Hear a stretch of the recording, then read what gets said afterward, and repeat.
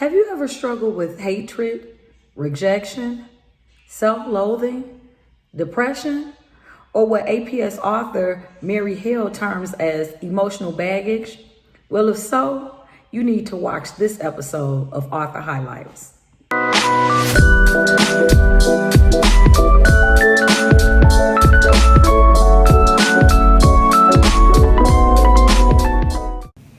Good morning, good afternoon, good evening, whatever time it may be when you are tuning into this broadcast. I am your international award-winning author, literary extraordinaire, and awe-inspiring coach, Toneal M. Jackson, using the power of words to inspire authors, women, and entrepreneurs to realize their dreams and walk in their purpose. And I want to welcome you guys to an all-new Author Highlights. And before we go into it, I want to tell you guys to make sure to like and share this video. Those of you who will watch this on YouTube, feel free to subscribe. Click the bell so that you can be notified whenever I upload something new. And so this is actually something new. This is Author Highlights, and we are spotlighting one of my APS authors, Miss Mary Hale, and she is watching. So hello to Mary Hale, hello to Dion, hello to Markina, all of you that's on Periscope, Instagram, or Facebook that are watching me here live. Hello, Miss Pat. Those of you on YouTube who will watch it later, hello to everybody. Again, be sure to hit like and share. Tag somebody that you believe who will benefit from this video. And so this is a totally new segment that I am doing. It's called Author Highlights. And the purpose of it is because some of you may know, you may not know, but I do have a publishing imprint, APS Publishing. And so we have been out. I created it.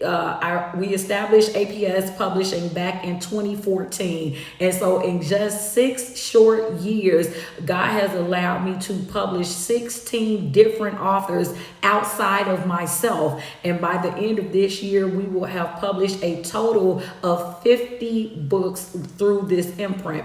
And so what I wanted to do was I wanted to come back and start highlighting some of the authors that I have been blessed to work with through the years. Hello, Miss Rochelle. And Mary Hale is one of those authors. And so for the entire month of August, we will be discussing different titles that she has. And August is also her birthday month. And so we have a treat for you guys on Monday, August 24th, which is the Monday after her birthday. She will be here with me live in the media house. Live from the media house, we will be coming in an exclusive interview. But on those Mondays leading up to it, we'll be discussing different ones of her books. And so whether you guys know it or not, August is actually National Wellness Month. And so this actually really hits it right on the head, the different books that she wrote. So I'm just going to give you guys a quick preview. She is the author of 4 books already. And so her first book that we're going to be discussing today is called Emotional Baggage.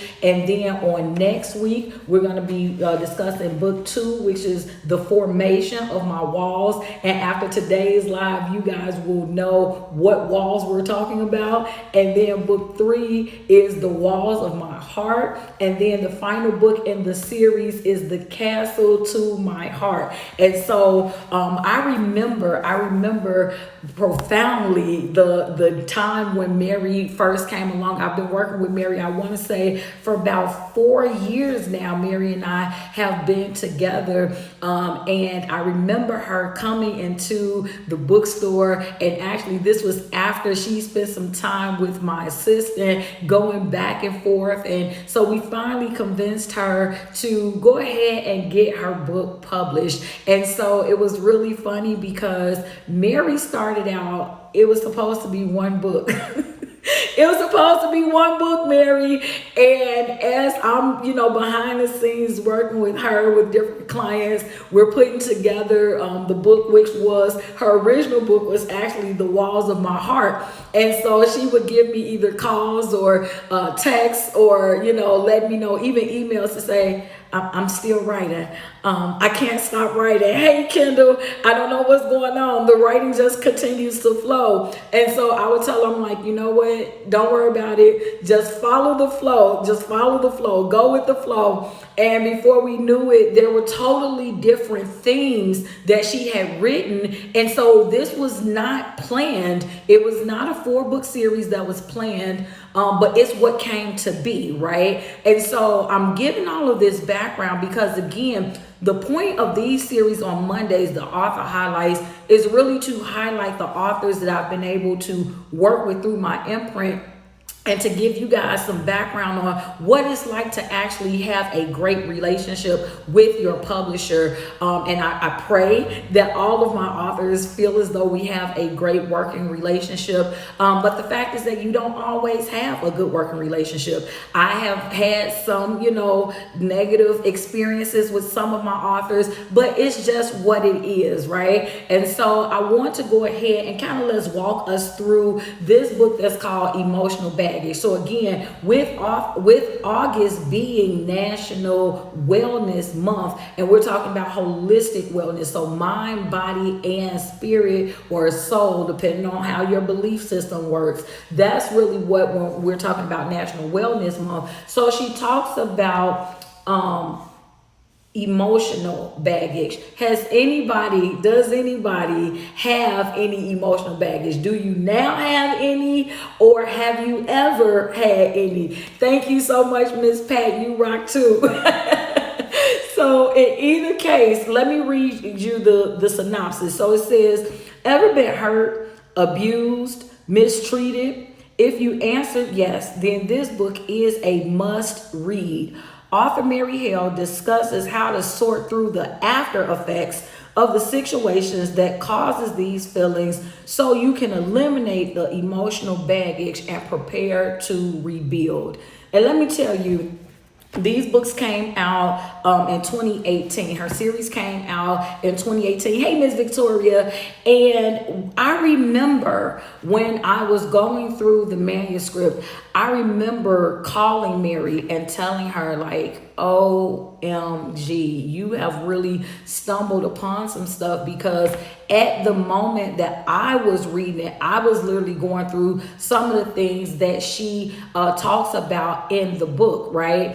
And then here it is some 2 years later, and I was rereading it for the purpose of this show, and I'm like, I'm still able to identify with stuff, right? So it might not be the exact same things that I was going through 2 years ago, but there is still something in this book that hits me. And so what I'm going to do, you guys already know what I do, right? Y'all know what I do, how I review books, which is pretty much showing y'all, we already went through the front cover. And if you guys can see, so these are suitcases. And so on each suitcase, you have hatred, rejection, self-loathing, and depression. So these are, hey, Miss Angela, long time no see, ma'am. So all of these here are different types of baggage that we carry, because again, understand she's talking about emotional baggage. And so with us being in the corona culture, some are still quarantining, some have slowed down with their natural jobs. So I feel that this is a great time to take the opportunity to reflect upon self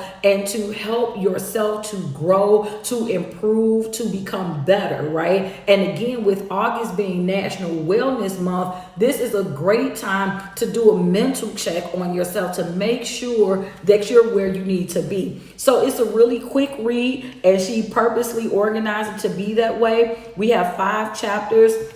The first chapter is Cluttered Emotions. The second chapter is Understanding the Clutter. The third chapter is Emotional Beginnings. Chapter 4 is Emotions versus Feelings.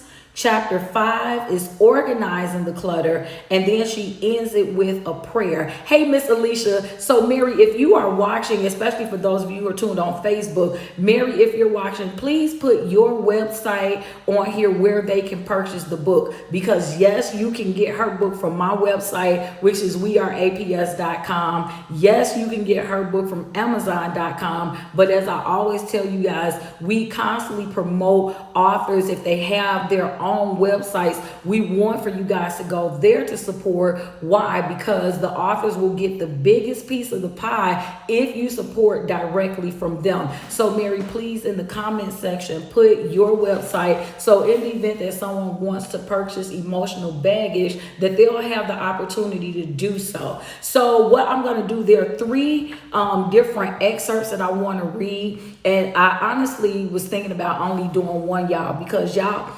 know how I can get. Like, I get caught up in what it is that I'm talking about. So I'm going to try to mind my manners. I'm going to try to mind my manners today. I'm going to try to be dignified and read the 3 different excerpts. So the first excerpt I'm going to read is from chapter 1, Cluttered Emotions, and it's on page 8. It says, when we live our lives from a point of the past, we can never enjoy our future. We live a life full of emotional clutter. It forms a barrier around the heart, and it blocks our ability to give and receive love. There are no openings because the barriers are there to keep others from getting in. We keep those barriers up because we do not want to revisit whatever disappointment or trauma we lived in the past. Life becomes a little harder because we have a problem with letting people in and for others to get close to us. Now, I don't know about you all, but I know for me that really spoke volume, especially at the end when it says that we keep those barriers up because we do not want to revisit whatever disappointment or trauma we lived in the past. And so, like, when you're going through, and again, as I am going through life and I'm growing through life and I'm finding that I'm evolving, you get to a place where you kind of want to ask yourself those questions, like, why do I find myself in this situation, especially if it is kind of the same situations or the same events, or Jonathan McReynolds sings a song called Cycles. You're going through these cycles, and I know for me, I do have some issues that are like root issues, and she kind of talks about it toward the end, issues of rejection, things that I've had to deal with, having different, as some people would term it, daddy issues, and as I'm getting older, being able to work through those. But when I identified my issues, then it helped me to start working through my problems. And so again, just wanting you guys to understand that emotional baggage is real. It is possible to go through life if you never take the time to resolve these issues. It's very possible to go through life like angry or frustrated, or being held back, or repeating tests that you should have passed long ago. Like, just imagine if you were in high school, if you were like a freshman in high school and you took a test and you're like, if I just would have studied, then I should have been able to pass.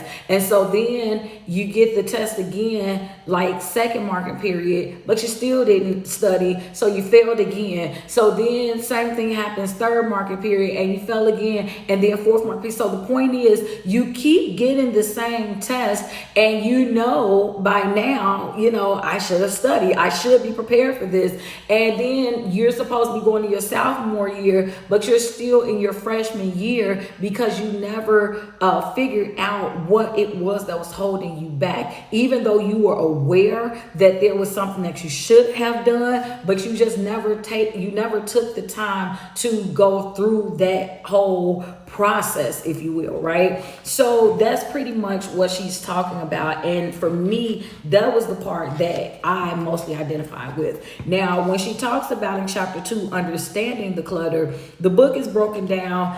She talks about visible clutter, forgotten clutter, and then soul clutter, right? So that soul clutter was a little bit on the deep part, because she talks about how it's a collection of emotional and relational and spiritual issues that we've been stepping over and ignoring. And by show of hands, how many people might be guilty? Hey, Patrice. How many people like just feel as though you can just sweep issues under the rug and they'll just disappear? Or if I close my eyes and I close my ears, and if I ignore them, they will just go away, right? Many of us, I know that I've been guilty of that.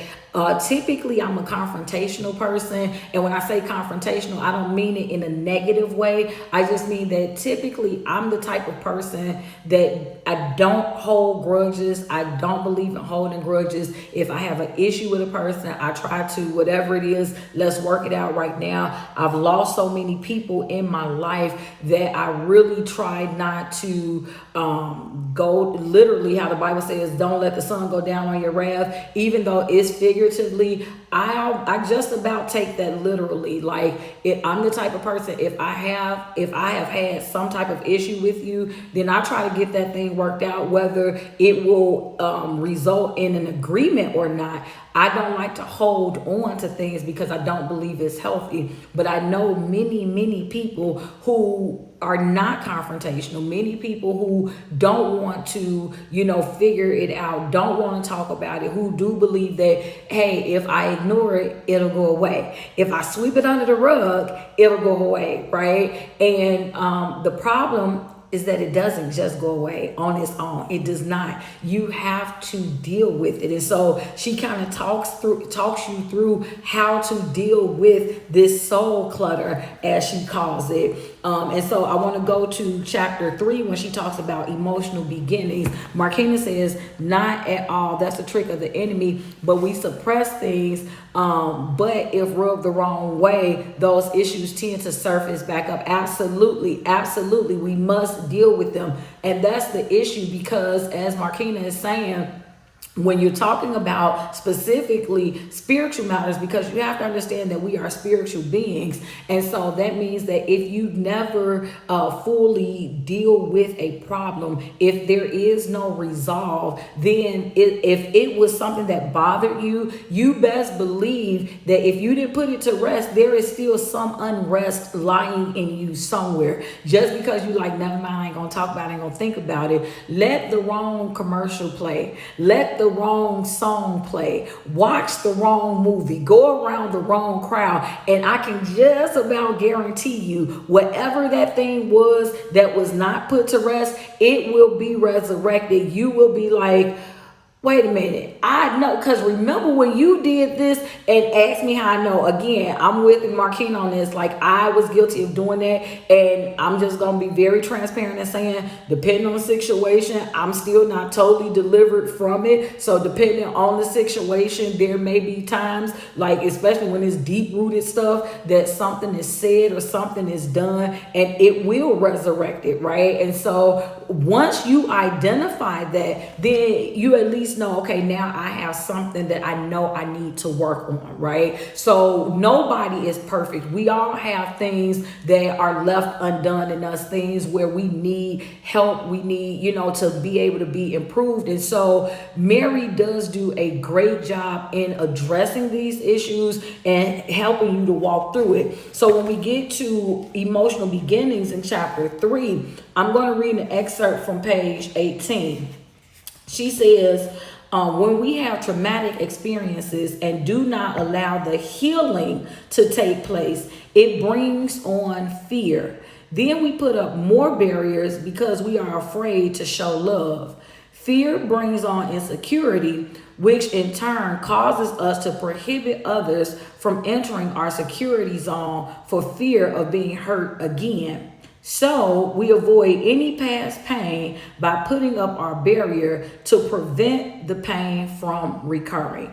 Now, that right there was a mouthful, right? She says that we do not allow healing to take place. When we're talking about just pushing that stuff under the rug, just because you ignore it does not mean the problem is solved. And if the problem isn't solved, that means that you have not been healed. And if you're not healed, then that means anytime stuff come up, then it's really going to just take you back to this ugly place. Like, I'm not that old, but I'm old enough to have experienced my fair share of hurt. And I can tell you there are kind of like two categories. It's a hurt that I got over and a hurt that I didn't get over. And so the hurt where I was able to, there was a resolve, there was closure, then I know that I have gone past that. I'm no longer that person. Those things don't bring me down. But then the hurt where there was no closure, then I do find myself still, from time to time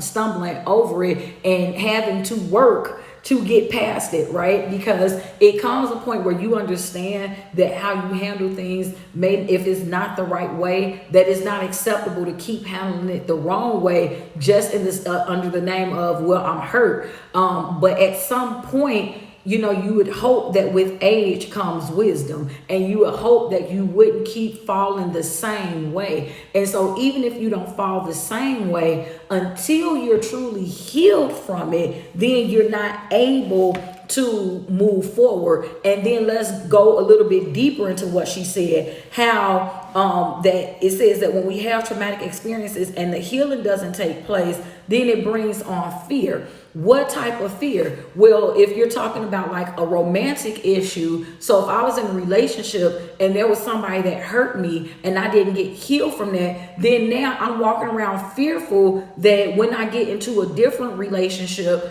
that person will hurt me the same way. Or let's say that you don't end the relationship, you stay in that relationship. If you don't get healed, then you're walking around fearful that the person will hurt you the same way again, or even if not the same way, that the person will hurt you again and again and again. And so this is the reason why it's important to be able to get some type of closure and resolve. And you may say, well, what happens if I'm not able to get closure for whatever reason, whether it's because the person has passed away, they're in another state, they're locked up, they just are not the type of person that's ever going to give you the closure. How do I move on from there? And that's what I say has to go within, right? It has to be something where you literally, it becomes a spiritual thing where you ask God to take it off of you. He has to, because he's the only one that can. If it's a deep rooted issue like that, where you're not able to get that resolved, then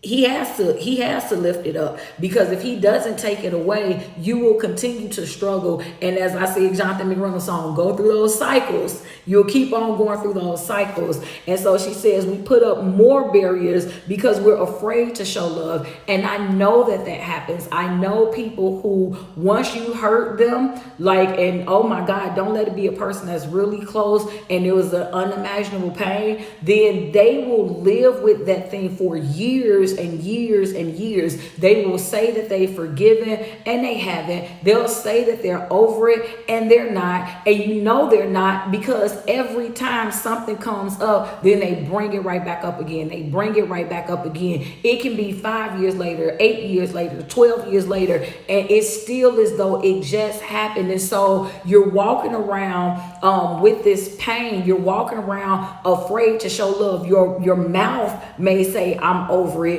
Your mouth may say that I forgive you, or I'm no longer hurt, but your actions, because that's the core of who you are, your actions truly show what's going on with you. And then she says fear brings on insecurity, right? Because now I'm not able to truly act. I don't feel stable in my situation. And again, if we're talking about a romantic situation, if I have been hurt, now I'm insecure. And insecurity does not always equate to jealousy, right? So it doesn't necessarily mean, okay, well, I think that you're going to cheat on me. Insecurity could also be that I'm so afraid that you're going to hurt me that I don't even really know how to act anymore. I don't really know how to conduct myself anymore because you might do this. What if I do? So now you're allowing all of those fears and that what if to rule you to the place that you just can't be your normal self. And that's never good. So she says that when it brings on an insecurity, which in turn, that's going to cause you to prohibit others from entering our security zone. So it's like, once I'm putting this out, right, like you attract whatever you are. So when you are in this negative space, then whether you know it or not, you will begin to attract negative people. Hey, Miss Beatrice, you will attract negative people. You will attract negative energy. When you possess negative energy, you're going to attract negative energy. And so if you're putting out all of this, and you may not even be aware that that's what you're putting out in the atmosphere, but what you can do, if you're not aware of some of the things that you're putting out, one of the things that you can do is start taking inventory at what's coming your way. If all that's coming to you is bad stuff, negative stuff, things that's unfavorable, then it could be that you need to check yourself. Because again, most times, so whether you want to call it reaping and sowing, whether you want to call it karma, whatever you want to call it, you get out, you get back what you put out. So whatever you put out is going to come back to you. And so if all that's coming your way is bad things, negative things, unfavorable things, then you may want to look and see what is it that I'm putting out in the atmosphere, right? And so even though in your mind it may be justified, in your mind you may say, well, you know what, I have the right not to trust, or I have the right to be insecure, or I have the right, I only feel this way because you did this. If you wouldn't have did this to me, then I wouldn't have. So even if you have all of the justifications in the world, guess who is ultimately paying if you don't get healed? You are. Who's paying? Who's not able to have peace? Who's not able to sleep? Who's not able to truly love? You. So that means that you have to be able to find a place of healing. You have to be able to let these things go. And she says, so we avoid any past pain by putting up our barrier to prevent the pain from recurring. And here's the thing. That's not actually the truth. That's how it is in our mind. In our mind, we feel, well, if I push myself back, if I don't allow myself to love, if I don't allow people to get close to me, then that means that I won't never have to experience what I had to before. Understand that that's not the case. Just because you isolate yourself, that just means that at this point in time that you are not surrounded by anybody. That does not mean that you are healed, because what happens when you do finally decide to put yourself in the midst of others? What happens when you finally decide to say, okay, I'm gonna go back out there? If you did not take the time to heal, then you still have that fearful mentality. And so it's still going to be the same way. And you're going to conduct yourself in a standoffish type of a manner because you're afraid of getting too close. And again, even though I use a romantic relationship as an example, understand this could be any type of relationship. This could be with co-workers, so it could be a professional relationship. This could be a friendship. Anytime somebody hurts you, if you don't do what's necessary to heal from it, then it can definitely hold you back. So let's go on. She talks about emotions versus feelings in chapter 4. But I want to skip to chapter 5 when she talks about organizing the clutter. And I'm going to read this excerpt.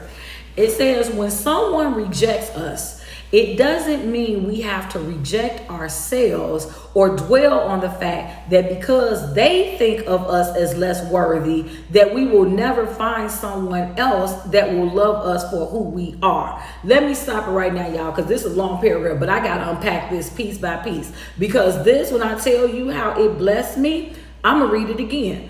When someone rejects us, it doesn't mean that we have to reject ourselves or dwell on the fact that because they think of us as less worthy, that we will never find someone that will love us for who we are. Let me tell you something. Now, later on this month, I'm going to be talking about gaslighting and what gaslighting is and how to identify the signs and things like that. But first of all, let me say that the issue of rejection is a real one. Ask me how I know. So that is something that when you are rejected, and especially if it happened early on in your childhood years, especially if it happened from a parent, so in those developmental years or whatever, it's very hard to overcome. It's possible, but it's not easy to overcome. And so then if you continue to walk in that without being healed from that, then all of your choices thereafter will reflect the fact that you are rejected. So sometimes what will happen is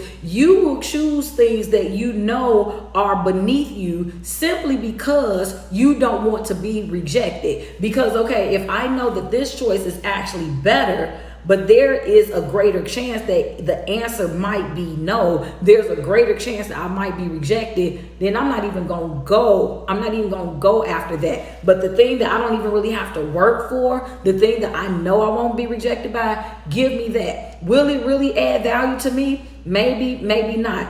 9 times out of 10, probably not. Like, it's just easy for me to get, right? And so once you suffer with that, and again, this is why healing is so important, because when you walk around unhealed, then you allow yourself to walk around not receiving what you should have, not getting the best of you, because you're walking around broken. You walking around with all like fragmented pieces of yourself. And so once you allow yourself to be whole, your vision changes, your expectation changes. And so now you're not caring about, as she said, you won't dwell on the fact of how other people look at you, right? Because when you suffer with the spirit of rejection, your greatest desire is to be accepted. So what that means, and again, ask me how I know, your greatest desire is to be accepted. So that means that you can start selling pieces of yourself. And I don't mean literally like you're selling, I'm not saying prostituting yourself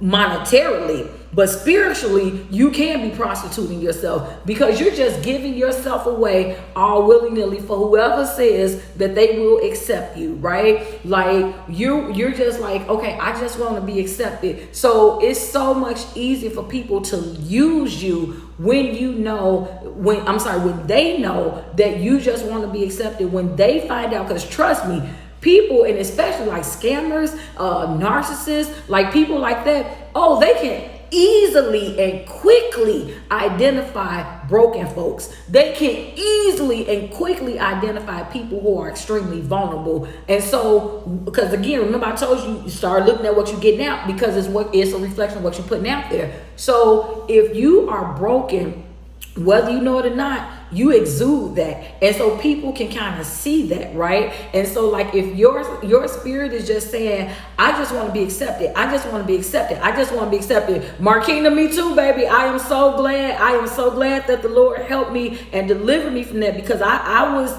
living in a spirit. Hey, Sasha, I was living in a spirit of dealing with that rejection for a long time. It was very hard to surpass that for me. And again, that's not this show. We ain't got to go into all of the whys. But the point is, when you have that whole thing, I just want to be accepted, then people kind of know that, and they'll start doing things and maybe even holding it over your head. Well, if you want to be pleasing to me, or if you want me to accept you, or if you want to be a part of this. And so now you have all of these different things that you have to do, all these hoops that you have to jump over. Why are you going through all of this? Because when you want to be accepted, then that means there is a void that you have in you. And so you're looking for validation, number one, because acceptance and validation go hand in hand. And their opinion, other people's opinion, means so much more to you than your own. And so the way that they see you is how you shape your vision of yourself.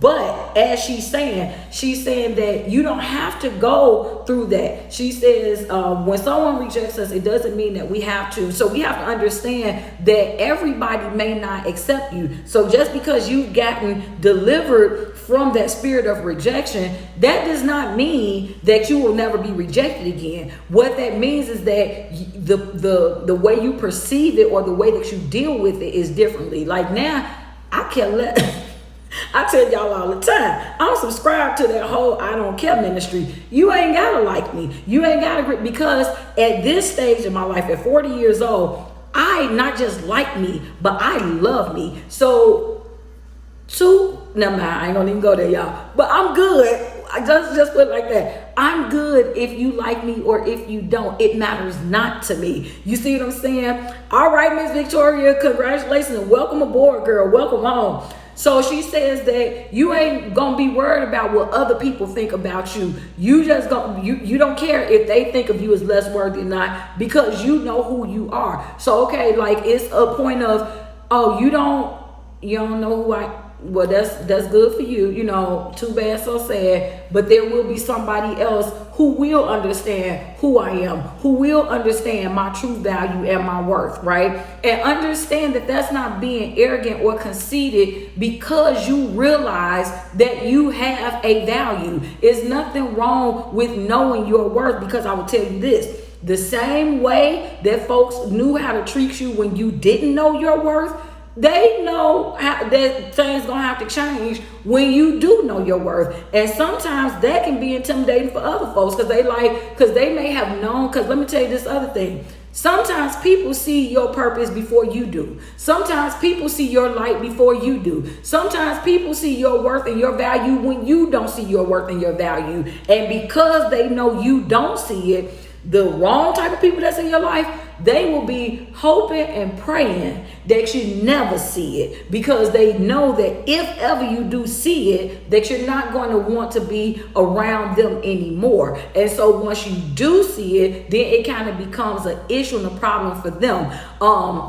Let me see, I'm working on a post about haters. I don't understand why people worry so much about haters. Let me tell you, the actress, because until you are coming from a place of being whole, you don't understand. Hey, Richard, you don't understand how valuable you are. And so you're looking for every person to like you. You're looking for every person to pat you on the back, to share your post, to like your page, to do these things. And if you don't get that, then you equate somebody else's opinion of you, you equate that to your personal value. So if somebody didn't like my post, that must mean that my post isn't good. And especially in the day and age with social media, where everything can become viral or shared or this or that, it's so easy to compare what's going on between one person and the other person. And again, when you are coming from a place of not being whole, when you're battling these this emotional baggage that she's talking about, because she deals with a lot of it.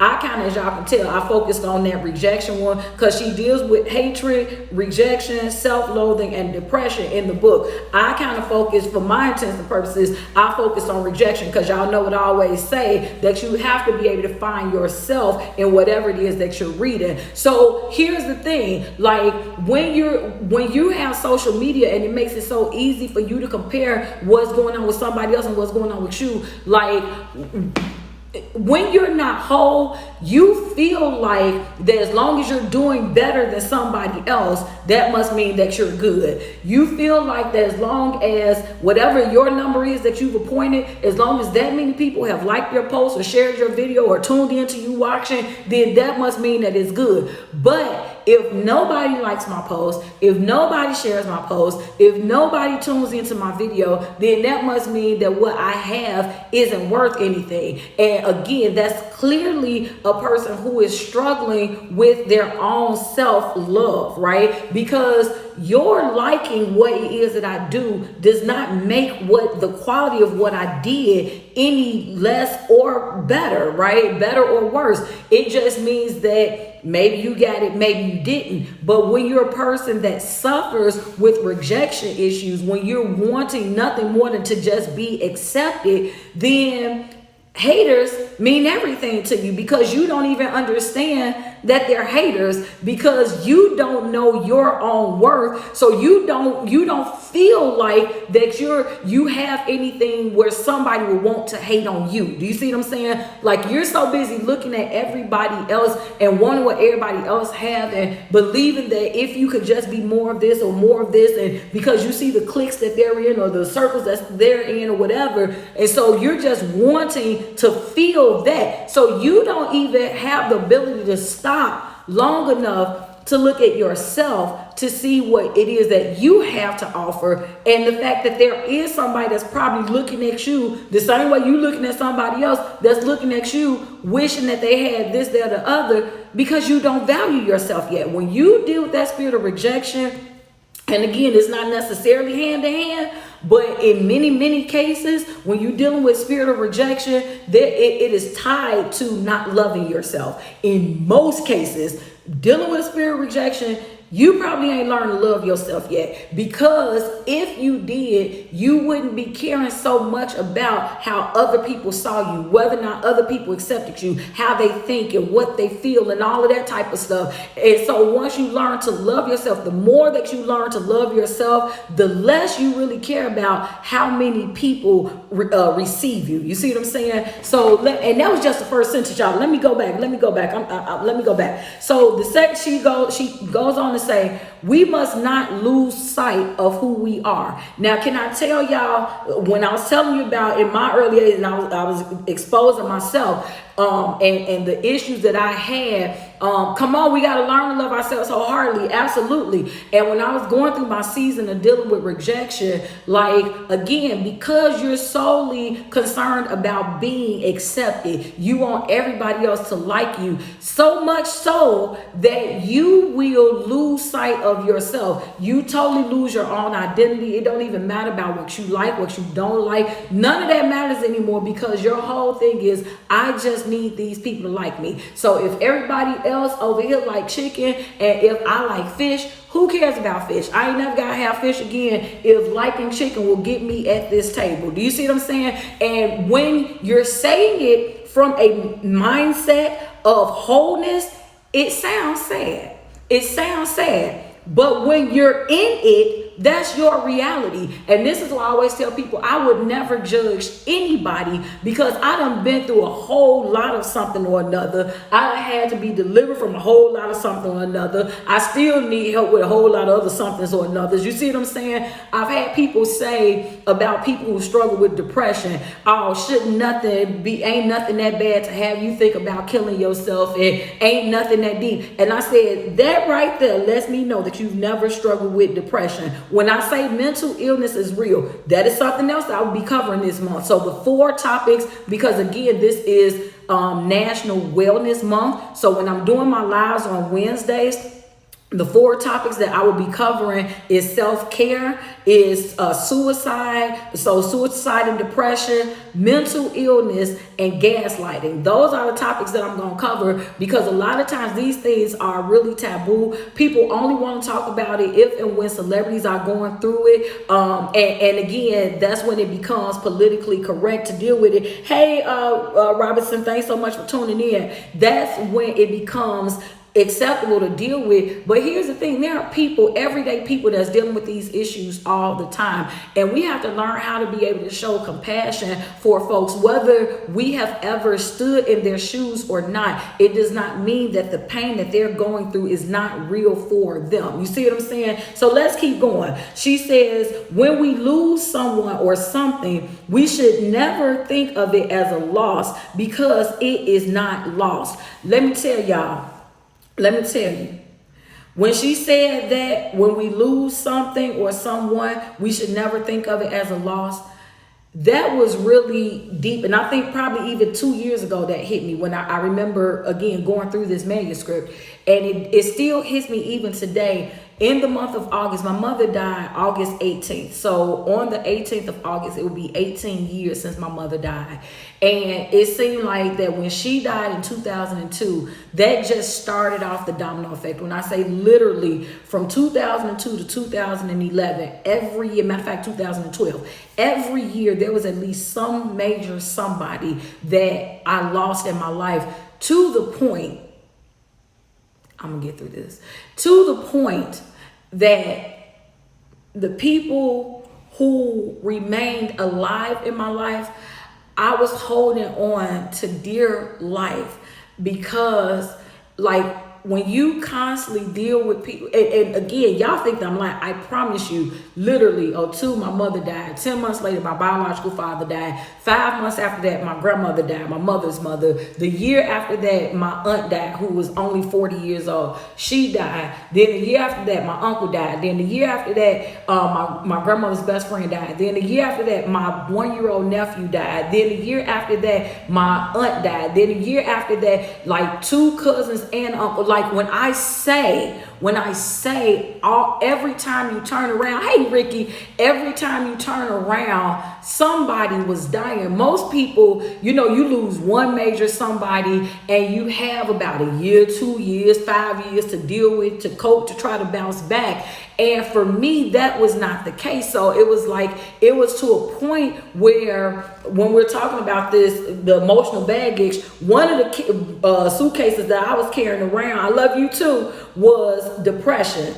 Because I never really even got a chance to grieve, because before I could if you want to say get finished with one, here comes somebody else. And in between that, I was giving birth. So when I say my emotions was all over the place, right? And so the point that I'm making is just that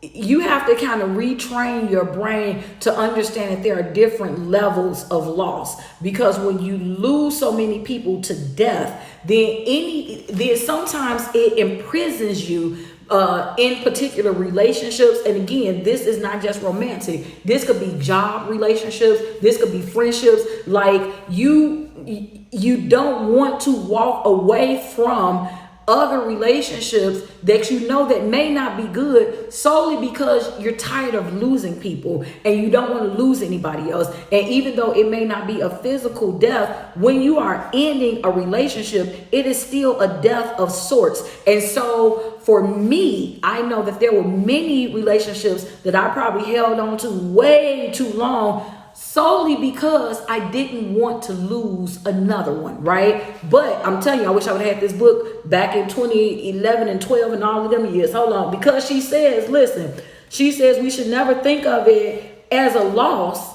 because it's not lost. Whether it is a spirit or material thing, we should hold on to the good times and the good things that were represented. And so understanding that in your life, everything is seasonal, right? So there'll be some people that's in your life for the rest of your life. And then there'll be some people that come through your life just for a particular season. And that's fine. You have to understand that it's not about focusing on what the bad issues or elements were. It's not about focusing on, all of the bad times and the negative elements, but what you should be doing from everything. And from this day forth, this is what you want to commit to doing. Whatever it is that has happened in your life, find the good out of it. I talk about all the time having a Philippians 4:8 mindset, thinking on whatsoever things are good and true and honest and lovely and just and of a good report. That's where you have to find yourself, instead of constantly blaming, because if you blame yourself or even the other person, it's not going to help you to grow. But what will help you to grow is to be able to, number one, get the good out of it and see where things went wrong. Hey, Miss Rachel, so that way you can use it as a teaching tool, so that way you do not have to stay stuck in the same thing and you won't find yourself in those cycles. Remember Jonathan McReynolds? You won't find yourself in those same cycles. Let's keep going. She says, whether laughter or a keepsake, that person or thing were gifts or life lessons to us at some point, so we can go on and better travel the path that is meant for us. There is a reason and a season for everything we do here on earth. So again, understand, how I always quote y'all Romans 8:28. We know that all things work together for good. So understand that even when those negative issues happens in your life, it's still for your good. And so you have to find out, if it was a bad relationship, if it was a bad job, if it was a, bad friend or whatever, you have to find, what was the good in it, and then be able to move forward. You know, a lot of times we hold on too long, or we hold on unnecessarily, because what we do is it becomes introspective and we say, okay, well, it was something I did. And again, that's how come that whole blame thing is not healthy, to constantly do that. To let go and let God is so undescribable. I thought, not me. God said, yes, you now let me guide you through the healing. Absolutely. It is a process. And so I'm going to bring it down now, guys, because I don't even know how long I've been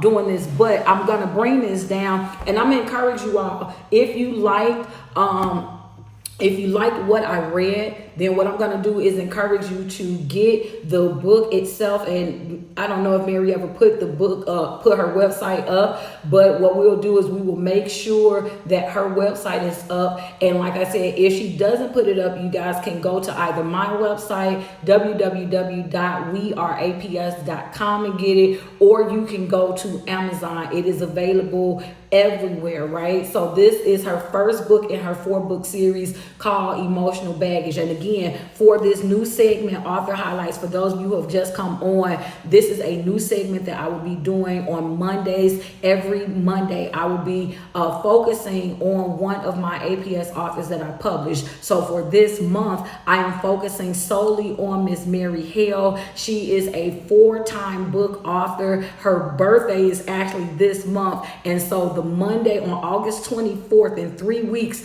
we are going to have her here with me live from the Media House, and we're going to spend the entire time just interviewing her and talking to her about her path as being an author. And so I ask you all to join me on next week when we pick up book 2 of her series, which is called The Formation of My Walls. And so, hey, Claudie, so I'm hoping that you guys enjoyed it. Again, the first book is talking about emotional baggage, and we focused on the 4 that's focused here is hatred, rejection, self-loathing, and depression. And we kind of summarized rejection or focus on rejection and depression. But next week we'll be coming week 2 with her with the formation of my walls. And so if you or someone you know may be interested in publishing your book, or maybe even writing a book, I have a couple different things that's going on. Again, you can visit the website www.weareaps.com. There you will find information about publishing packages.